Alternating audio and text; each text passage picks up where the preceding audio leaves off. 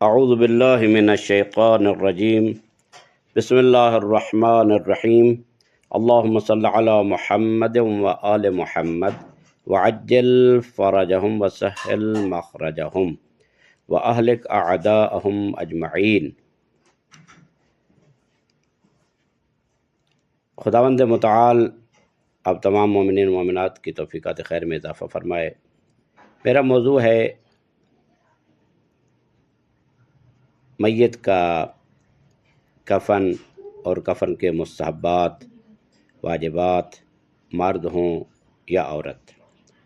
ہر مسلمان مرد عورت، چاہے چھوٹا ہو یا بڑا ہو، مرد ہو یا عورت ہو، بچی ہو یا بچہ ہو، اس کا کفن کرنا واجب ہے اور واجب کفائی ہے۔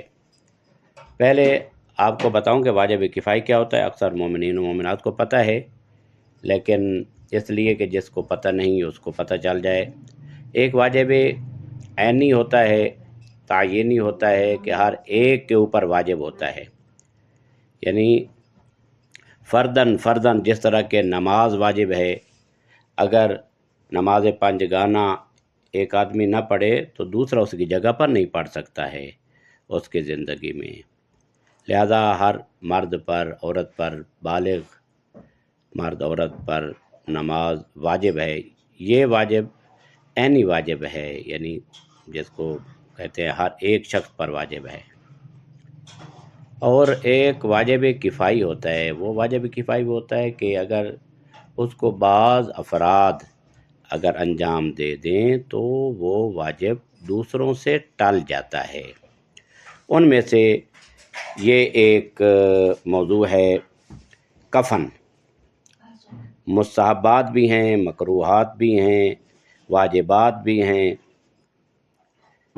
کچھ اجزاء کفن کے واجب ہیں، جبکہ بعض اجزاء جو ہیں وہ مستحب ہیں۔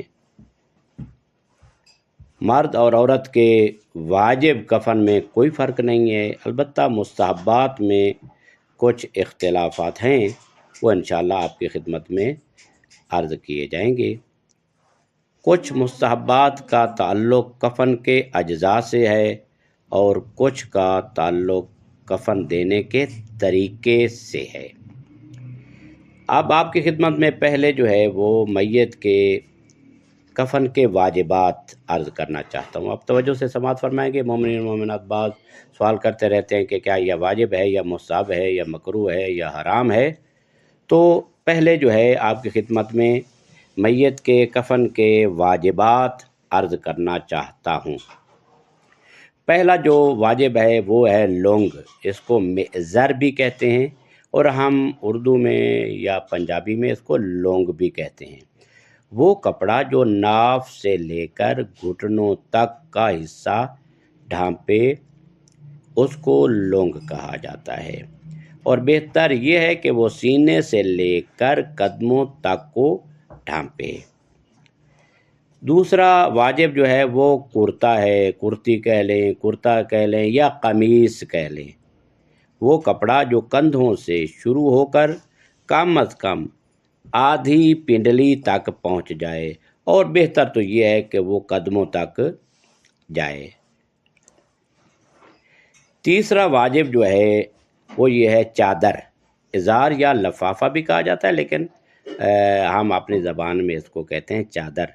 ایسا کپڑا جو پورے بدن کو ڈھانپنے کے لیے کافی ہو، اور احتیاط یہ ہے کہ اس کی لمبائی اتنی ہو کہ اس کے دونوں سروں کو باندھا جا سکے، اور اس کی چوڑائی اتنی ہو کہ ایک طرف دوسری طرف پر آ جائے، یعنی جس طرح کہ میت سویا ہوا ہوتا ہے تو اس چادر اتنی چوڑی ہو کہ اس کا ایک طرف میت کے اوپر ڈالا جائے تو اس کو ڈھانپ دے اور دوسرا طرف بھی دوسری طرف آ جائے، اور اس کو اس طرح ڈھانپ دے، اور اتنا لمبا ہو کہ اس کے سر والی طرف سے اور پاؤں والی طرف سے اس کو باندھا جا سکے، جس طرح کہ اکثر و بیشتر یہ کیا جاتا ہے۔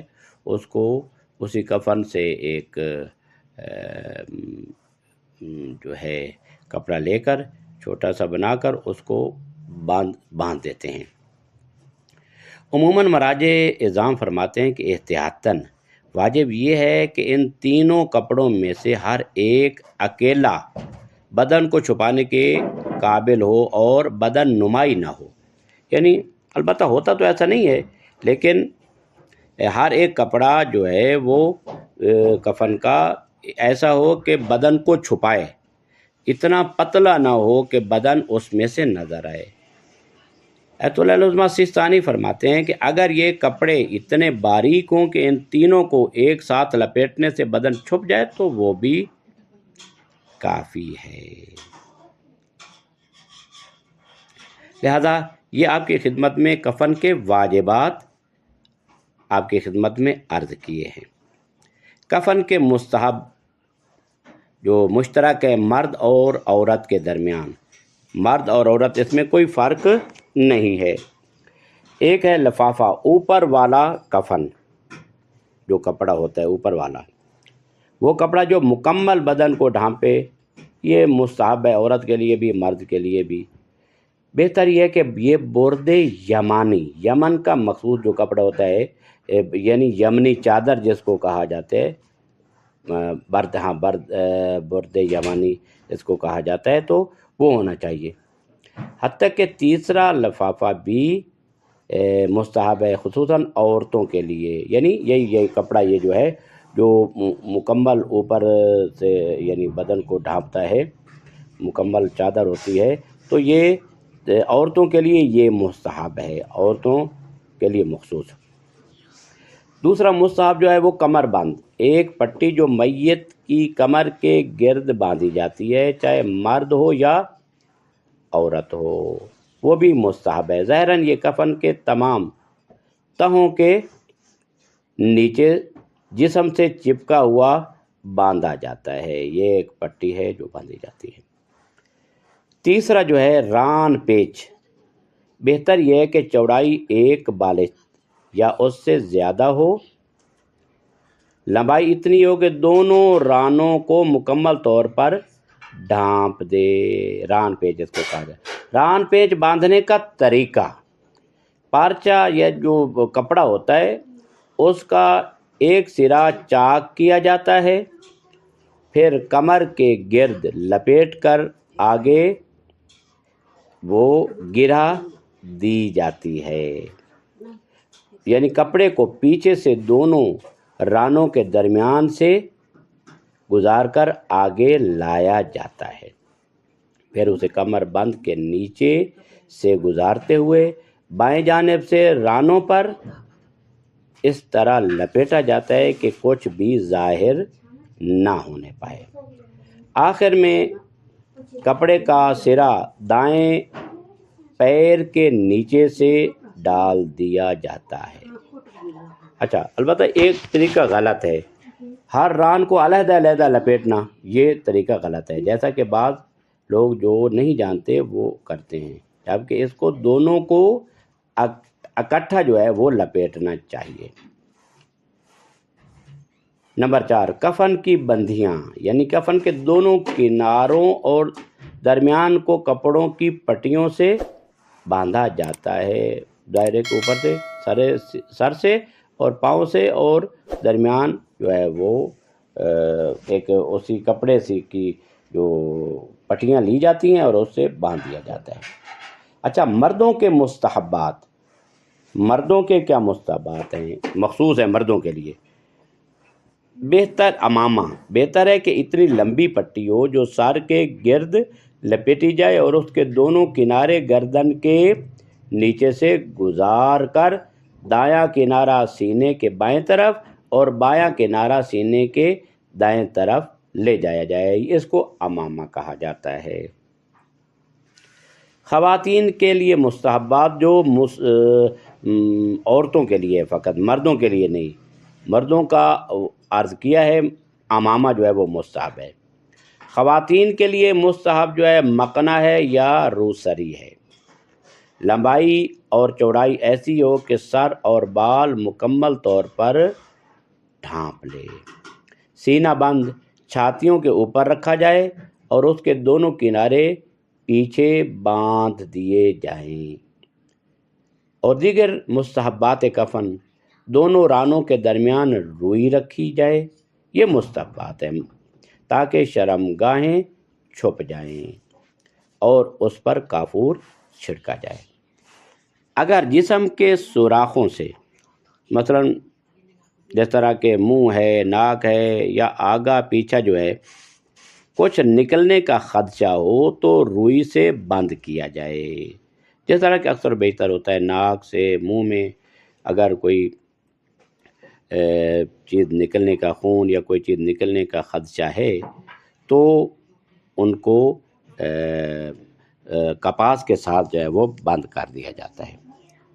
کفن اعلیٰ درجے کے کپڑے کا ہو، گھٹیا کپڑے کا کفن نہ پہنایا جائے، روئی سے بنا ہوا ہو یہ بھی مستحب ہے، سفید رنگ کا ہو یعنی وائٹ کلر کا ہو، البتہ برد سرخ ہو تو جائز ہے، برد یمانی جو ہے، حلال اور پاک مال سے خریدا گیا ہو کفن، وہ کپڑا جس میں نماز پڑھتا رہا ہو یا لباس احرام، یہ مستحب ہے، جس میں مثلا سفید چادر ہے وہ اوپر لپیٹتا تھا یا لپیٹتی تھی، عورت ہو یا مرد ہو، تو اس میں کفن دیا جائے تو وہ مستحب ہے، یا احرام حج ہے، عمرہ ہے، اس کا احرام ہو تو احرام مستحب ہے کہ اس میں کفن دیا جائے۔ کفن پر کافور چھڑکا جائے، یہ مستحب ہے۔ جو واجب ہے وہ تو واجب ہے کہ جو حنوط کرنا ہے، اس کے علاوہ کفن کے اوپر کافور چھڑکا جائے۔ کفن کو تربت امام حسین علیہ السلام سے تبرک دیا جائے یا روضہ مطہر سے مسح کیا جائے، اگر ممکن ہو تو روضہ امام حسین علیہ السلام سے کفن کو مسح کیا جائے۔ مومنین ایسا کرتے ہیں، بلکہ وہ تو امام علی علیہ السلام کے مزار مبارک یا جہاں بھی ممکن ہے، امام رضا علیہ السلام، حضرت معصوم قم سلام اللہ علیہ مجمعین، ان تمام کی ذریعہ مبارک سے کفن کو مسح کرتے ہیں، اور یہ مسح کرنا یہ بہت اچھا ہے۔ اگر سلائی ضروری ہو تو اسی کپڑے کے دھاگے سے سیا جائے اور دوسرا دھاگا نہ لیا جائے۔ کفن کے کنارے یا امامہ پر لکھا جائے، کیا مرد کے لیے فلاں ابن فلاں یشہد اللہ الہ الا اللہ، یعنی فلاں ابن فلاں گواہی دیتا ہے کہ اللہ الہ الا اللہ، کہ اللہ تبارک و تعالیٰ کے علاوہ کوئی معبود نہیں ہے۔ تو عورت کے لیے لکھا جائے فلانہ بنت فلان، یعنی مثلا عورت کا نام فاطمہ ہے تو بنت ہے کہ احمد کی، تو مثلا فاطمہ بنت احمد تشہد، شہادت گواہی دیتی ہے اللہ الہ الا اللہ وحدہ لا شریک لہ، اس طرح کے الفاظ وہاں پر لکھے جائیں۔ تحریری مستحبات، پورا قرآن یا سورہ کچھ ہوں، وہ دعائیں جیسے جوشن کبیر ہے، جوشن صغیر ہے، یہ لکھنا یعنی تحریری طور پر یہ مستحبات ہیں۔ اچھا، وہ 2 اشعار جو امیر المومنین نے جناب سلمان کے کفن پر لکھے، وفدت علی الکریم بغیر زاد، یعنی توجہ فرمائیں گے، یہ اکثر و بیشتر میں نے خود بھی دیکھا ہے کہ یہ لکھا ہوا ہوتا ہے، یہ جو بعض جو میت کی جو آخر میں تختی لگائی جاتی ہے قبر پر، وہاں پر بھی لکھا ہوا ہوتا ہے، لیکن کفن پر بھی لکھنا مستحب ہے۔ وفدت علی الکریم بغیر زاد من الحسنات والقلب السلیم وحمل الزاد اقبح کل شیء اذا کان الوفود علی الکریم۔ اس کا معنی یہ بنتا ہے کہ میں آیا ہوں کریم ذات کے پاس، میرے پاس کوئی زاد نہیں ہے، نہ نیکیاں ہیں اور نہ قلب سلیم ہے، اور اس کے بعد وحمل الزاد اقبح کل شیء اذا کان الوفود علی الکریم، اور جب کریم کے پاس جایا جائے تو خرچہ پانی جو ہے وہ ساتھ لے جانا وہ کبھی ہوتا ہے، یعنی حمل الزاد، زاد راہ لے جانا، اور یہ پتہ ہو کہ آگے کریم ہے تو وہ کریم عطا کرے گا۔ بہرحال یہ اس طرح کے اشعار ہیں کہ جو رحمت الہی کو طلب کرنے کے لیے ہیں، تو یہ بھی مستحب ہے۔ یہ حضرت امیر المومنین نے جناب سلمان محمدی کے کفن مبارک پر لکھے تھے۔ اور اسی طرح حدیث سلسلۃ الذہب وہ جو امام علی ابن موسیٰ رضا علیہ السلام نے وہاں نیشا پور میں ان اہل نیشا پور کے لیے بیان فرمائی تھی، کلمۃ لا الہ الا اللہ حصنی فمن دخل حصنی امن من عذابی۔ اسی طرح مولا نے جو سلسلہ بیان فرمایا کہ سمعت ابی و سمعت ابی من ابی ہے، میں نے اپنے بابا سے سنا، انہوں نے اپنے بابا سے، اور اسی طرح انہوں نے اپنے بابا سے، اسی طرح سلسلہ کلام جو پہنچایا رسول اللہ تک، پھر رسول اللہ سے جبرائیل تک، اور جبرائیل سے پروردگار عالم تک یہ سلسلہ پہنچایا، اور اس کو کہتے ہیں سلسلہ تو ذہب، یعنی ایسی حدیث کہ جس کے تمام راوی جو ہیں وہ معصوم ہیں، وہ سند کے ساتھ اس حدیث کو لکھا جائے، یہ بھی بہترین چیز ہے۔ انگشتر عقیق کی انگوٹھی پر اقرار توحید و امامت نقش ہو، یہ بھی ساتھ ہو، یہ مستحب ہے۔ تمام یہ جو تحریریں ہیں جو لکھنا ہے تربت امام حسین علیہ السلام کے ساتھ لکھی جائے، یعنی خاک کربلا کو مثلاً آب زمزم میں اس کی گویا کہ جس طرح سیاہی بناتے ہیں وہ اس کو بنایا جائے، اور اس کے ساتھ اس کو لکھا جائے۔ تحریروں کو لکھائی کے لیے وہ جگہ استعمال ہوں جو نجاست یا بے احترامی سے محفوظ ہوں۔ ظاہر ہے تو وہ جگہ کون سی ہوں گی؟ وہ ظاہر ہے میت کے اوپر والا حصہ جو ہے، یعنی وہ کفن کے وہ حصے کہ جو میت کے نیچے آتے ہیں وہ نہ ہوں، تاکہ بے احترامی نہ ہو، یعنی سینے کے اوپر ہی تقریباً سینہ اور اوپر والی جگہ پر یہ تحریریں ہوں۔ اچھا، مکروہات کفن کے مکروہات کیا ہیں کہ جو بہتر ہے کہ نہ کیا جائے؟ تو پہلا جو ہے وہ یہ ہے کہ لوہے سے کفن کاٹنا، جیسے لوہے کی کینچی سے کفن کو پھاڑنا، یہ مکروہ ہے۔ کفن میں آستین یا بٹن لگانا، یہ بھی مکروہ ہے۔ دھاگے کو منہ سے تر کر کے سلائی کرنا، یہ بھی مکروہ ہے۔ دوسری رطوبت سے تر کرنا مکروہ نہیں ہے، یعنی منہ کی تری سے، ہاں پانی کی تری سے تر کرنا اور رطوبت وہاں سے لینا وہ مکروہ نہیں ہے، لیکن جس طرح عموماً ہوتا ہے کہ دھاگے کو یعنی اپنے لعاب دہن سے تر کیا جاتا ہے تو یہ مکروہ ہے۔ کفن کو خوشبو دینا، یعنی اس کے اوپر خوشبو لگانا، عطر وغیرہ لگانا، وہ جو ہے وہ مکروہ ہے، لیکن کافور لگانا مستحب ہے۔ کافور کی خوشبو مستحب ہے، لیکن دوسری جو خوشبوئیں ہیں عطر لگانا وہ مکروہ ہے۔ سیاہ رنگ کا کفن، یہ بھی مکروہ ہے۔ کفن پر سیاہ روشنائی، یعنی سیاہ جو سیاہی ہے یعنی روشنائی جس کو دوات کہا جاتا ہے، کفن پر سیاہ روشنائی سے لکھنا مکروہ ہے۔ اچھا، کتان پٹسن کے کپڑے کا کفن، یہ بھی مکروہ ہے۔ کفن کی خرید میں کم قیمت کرنے کی بحث کرنا، یہ بھی مکروہ ہے۔ جب کفن لینے جائیں تو انہیں کہیں کہ مثلاً اس میں تخفیف دی جائے، کم قیمت نہیں، یہ بھی مکروہ ہے۔ امامہ بغیر تحت الحنک کے باندھنا، یہ بھی مکروہ ہے، یعنی سار کے اوپر باندھ دیا جائے اور تحت الحنک وہ نہ کی جائے تو یہ بھی مکروہ ہے۔ گندا یا میلا کفن جو ہے وہ بھی مکروہ ہے۔ کفن کا سینہ، یہ بھی مکروہ ہے۔ جریدہ کفن کا مستحب جز، یعنی مستحب ہے جریدہ، 2 تر شاخیں، اس کو جریدہ کہا جاتا ہے، 2 تر میت کے ساتھ قبر میں رکھی جائے، جس طرح کہ عموماً کھجور کی رکھی جاتی ہیں، 2 لکڑیاں جو ہیں وہ تر اور سبز، یہ مستحب ہیں۔ شریعت یعنی محمد وال محمد میں ان کا خاص مقام ہے، یہ شیعہ ہی یہ کام کرتے ہیں جریدتین، اور اس میں خاص مقام ہے، خاص عظمت ہے جو محمد وال محمد نے بتائی ہے۔ جب تک یہ خشک نہ ہوں میت پر عذاب نہیں آتا ہے، جب تک یہ لکڑیاں خشک نہ ہوں میت پر عذاب نہیں آتا ہے۔